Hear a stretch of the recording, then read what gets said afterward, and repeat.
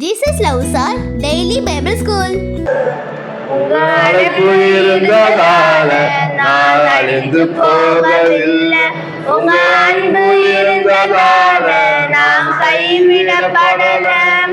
உங்க கிருபை என்ன காப்பதால வாழ்ந்து கொண்டிருக்கேன்.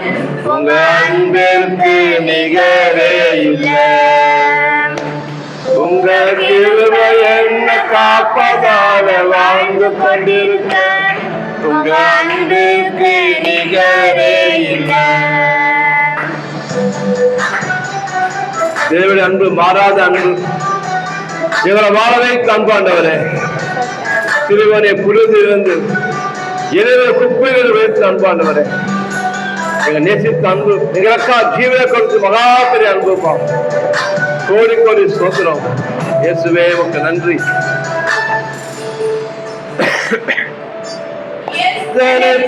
என்னை அழுக்க நினைத்தோம், உங்க அழியாத அழைப்பு என்னை காத்து கொண்டதே. துரோகங்கள் என் பழிகள் என்னே விழுந்தோம், உங்க கரைப்படாத கரங்கள் என்னை தாங்கிக் கொண்டதே. எஜமானனே, எஜமானனே, என்னை அழைத்த எஜமானனே, எஜமானனே, என் எஜமானனே, என்றும் நடத்தும் எஜமானனே. அப்பா, வேலைக்காரன் கண்கள், வேலைக்காரர் கண்கள் அதுவரே எஜமான நோக்கி போல எங்கள் கண்கள் அப்பா. இந்த காலை நோக்கி பார்க்கிறோம், இந்த கல்வாரி சிலுவையை பார்க்கிறோம் ஆண்டவரே. ஆண்டவரே, எங்களுக்கு எல்லாரும் தேர்ந்தெடுத்த தேவனை பார்க்கிறோம், கர்த்தர் முன்பாக வைக்கிறோம். ரசிக்கப்படுவதில்லையே.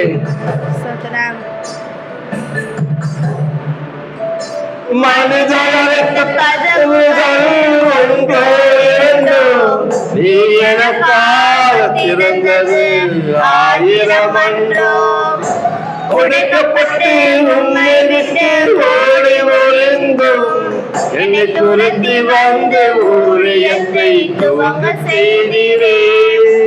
ஆதாரமே, ஆதரவே, ஏழைத்தழைப்பின் காரணமே.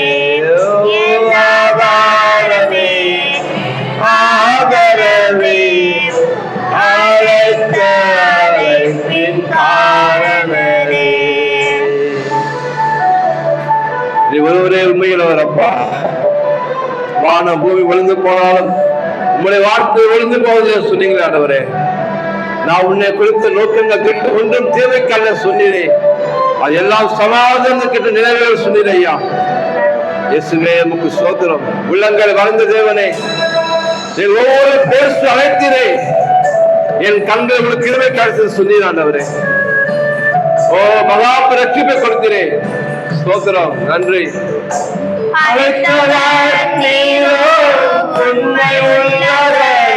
என்னை உயர்த்தி வைக்கும் என்னையான திட்டம் கொண்டவன், என்ன வந்தாலும் ஏது வந்தாலும் தொடர செய்வன்,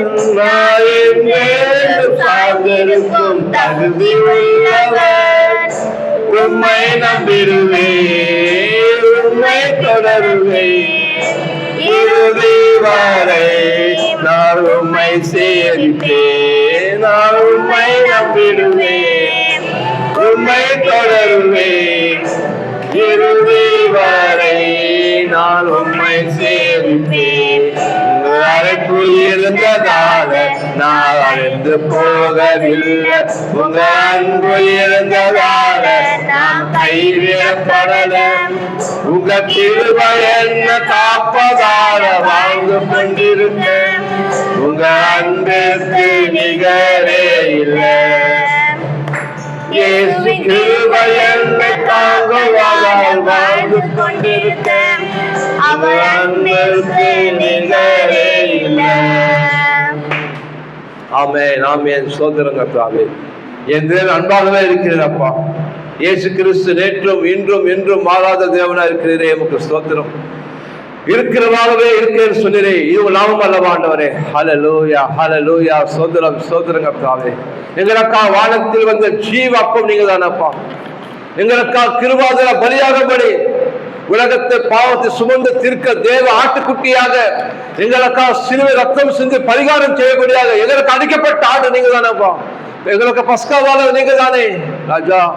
அந்த கல்வாரி சிலுவையில பரிசுத்தமுள்ள தேவன் எங்களுக்கா பாவமாக்கப்பட்டு அந்த கல்வாரி சிலுவையில் எங்கள் பாவங்களை நீங்கள் சுமந்து, எங்கள் தலைமுறை சாபத்தை நீங்கள் சுமந்து, எங்கள் வியாதிகளை சுமந்து, எங்களுக்கா தரித்திரத்தை சுமந்து மரணத்தை ருசி பார்த்தீராண்டவரே. எங்கள் மீது காயப்பட்டீர், எங்கள் அக்கறை நீர் நொறுக்கப்பட்டீராண்டவரே. முக்கு அழகம் இல்லை, சௌந்தரியம் இல்லை, பார்க்கத்தக்க ரூபம் இல்லாதவராய், அந்த கேடு அடைந்தவராய் ஆண்டவரே, பிச்சு எடுக்கப்பட்டவர் தகப்பனே. ஓ 10,000 பேரும் சிறந்தவரே, சர்வ யோஜாவே, அழகில்லாதவரை தொகுநிலை சிலுவையிலப்பா. அப்பா உமக்கு நன்றி, நன்றி. எங்களுக்காக தான் இவ்வளவு பாடுகள், இவ்வளவு அவமானங்கள், இவ்வளவு வேதனைகள், இவ்வளவு துக்கங்கள், பாடுகள் எல்லாவற்றையும் சுமந்து தீர்த்து எங்களுக்கா பலியாக நித்தியமான பரிகாரத்தை செஞ்சிருக்கீங்க சிலுவையில் ஆண்டவரே. நானே பரிகாரம் சொல்லிடுறேன் ஆண்டவரே. அப்போஸ்தலர் 26ஆம் அதிகாரம். அகரிப்பா பவுலை நோக்கி, நீ உனக்காக பேச உனக்கு உத்தரவா இருக்கிறது என்றான். அப்பொழுது பவுல் கையை நீட்டி தனக்காக உத்தரவு சொல்ல தொடங்கினான். 2ஆம் வசனம். அகரிப்பா ராஜாவே, யூதர்கள் என்மேல் சாட்டுகிற சகல காரியங்களை குறித்தும் நான் இன்றைக்கு உமக்கு முன்பாக உத்தரவு சொல்ல போகிறபடினாலே என்னை பாக்கியவான் என்றெண்ணுகிறேன். 3ஆம் வசனம். விசேஷமாய் நீர் யூதருடைய சகல முறைமைகளையும் தர்க்கங்களையும் அறிந்தவரானால் அப்படி எண்ணுகிறேன். ஆகையால் நான் சொல்லுவதை பொறுமையோடு கேட்கும்படி உம்மை வேண்டிக் கொள்ளுகிறேன். 4ஆம் வசனம். நான் என் சிறுவயது முதற்கொண்டு எருசலேமிலே என் ஜனத்தாருக்குள்ளே இருந்தபடியால் ஆதி முதல் நான் நடந்த நடக்கையை யூதர் எல்லோரும் அறிந்திருக்கிறார்கள். 5ஆம் வசனம். நம்முடைய மார்க்கத்தில் உள்ள சமய பேதங்களில் மிகவும் கண்டிப்பான சமயத்துக்கு இசைந்தபடி பரிசேயனாய் நடந்தேன் என்று சாட்சி சொல்ல அவர்களுக்கு மனதிருந்தால் சொல்லலாம். 6ஆம் வசனம். தேவன் நம்முடைய பிதாக்களுக்கு அருளி செய்த வாக்குதத்தம் நிறைவேறும் என்கின்ற நம்பிக்கைக்காகவே நான் இப்பொழுது நியாய தீர்ப்படைகிறவனாய் நிற்கிறேன். 7ஆம் வசனம். இரவும் பகலும் இடைவிடாமல் ஆராதனை செய்து வருகிற நம்முடைய 12 கோத்திரத்தாரும் அந்த வாக்குதத்தம் நிறைவேறும் என்று நம்பியிருக்கிறார்கள். அகரிப்பா ராஜாவே, அந்த நம்பிக்கை நிமித்தமே யூதர்கள் என்மேல் குற்றம் சாட்டுகிறார்கள். 8ஆம் வசனம். தேவன் மரித்தோரை எழுப்புகிறது நம்பப்படாத காரியம் என்று நீங்கள் எண்ணுகிறது என்ன? 9ஆம் வசனம். முன்னே நானும் நசரனாகிய இயேசுவின் நாமத்திற்கு விரோதமாய் அநேக காரியங்களை நடப்பிக்க வேண்டுமென்று நினைத்திருந்தேன். 10ஆம் வசனம். அப்படியே நான் எருசலேமிலும் செய்தேன். நான் பிரதான ஆசாரியர்களிடத்தில் அதிகாரம் பெற்று பரிசுத்தவான்களில் அநேகரை சிறைச்சாலைகளில் அடைத்தேன். அவர்கள் கொலை செய்யப்படுகையில் நானும் சம்மதித்திருந்தேன். 11ஆம் வசனம். சகல ஜப ஆலயங்களிலும் நான் அவர்களை அநேக தரம் தண்டித்து தேவதூஷணம் சொல்ல கட்டாயப்படுத்தினேன். அவர்கள் பேரில் முர்கவெறி கொண்டவனாய் அந்நிய பட்டணங்கள் வரைக்கும் அவர்களை துன்பப்படுத்தினேன். 12ஆம் வசனம். இப்படி செய்து வருகையில் நான் பிரதான ஆசாரியர்களிடத்தில் அதிகாரமும் உத்தரவும் பெற்று தமஸ்குவுக்கு போகும்போது 13ஆம் வசனம். மத்தியான வேளையில் ராஜாவே, நான் வழியிலே சூரியனுடைய பிரகாசத்திலும் அதிகமான ஒளி வானத்திலிருந்து என்னையும் என்னோடனே கூட பிரயாணம் பண்ணினவர்களையும் சுற்றி பிரகாசிக்க கண்டேன். 14ஆம் வசனம். நாங்கள் எல்லோரும் தரையிலே விழுந்தபோது, சவுலே சவுலே, நீ ஏன் என்னை துன்பப்படுத்துகிறாய்? முள்ளில் உதைக்கிறது உனக்கு கடினமாம் என்று எபிரேய பாஷையிலே என்னுடனே சொல்லுகிற ஒரு சத்தத்தை கேட்டேன். 15ஆம் வசனம். அப்பொழுது நான், ஆண்டவரே, நீர் யார் என்றேன். அதற்கு அவர், நீ துன்பப்படுத்துகிற இயேசு நானே. 16ஆம் வசனம். இப்பொழுது நீ எழுந்து காலூன்றி நில். நீ கண்டவைகளையும் நான் உனக்கு தரிசனமாகி காண்பிக்கப் போகிறவைகளையும் குறித்து உன்னை ஊழியக்காரனாகவும் சாட்சியாகவும் ஏற்படுத்துகிறதற்காக உனக்கு தரிசனமானேன். 17ஆம் வசனம். உன் சுய ஜனத்தாரிடத்தினின்றும் அந்நிய ஜனத்தாரிடத்தினின்றும் உன்னை விடுதலை ஆக்கி. 18ஆம் வசனம்.